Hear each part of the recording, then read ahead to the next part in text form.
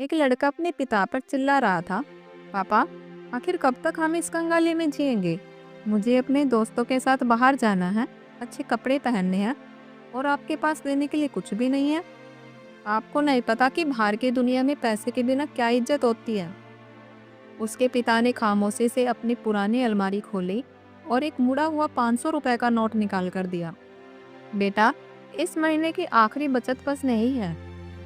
लड़का उस नोट को देखकर हंसा और बोला, सिर्फ 500? इतने में तो आज के टाइम में एक ढंग की शर्ट भी नहीं आती। मुझे लगा था आप मेरी मदद करेंगे, पर इन चंद रुपए से मेरा क्या होगा? लड़का गुस्से में वो नोट वहीं फेंक कर घर छोड़कर चला गया।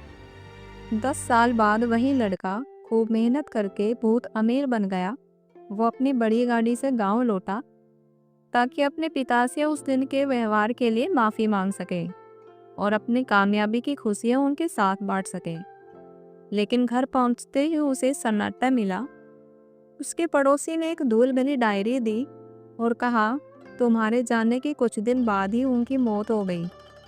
उन्होंने आखिरी वक्त तक इस डायरी को अपने सीने से लगाकर रखा था। लड़के ने डायरी खोली।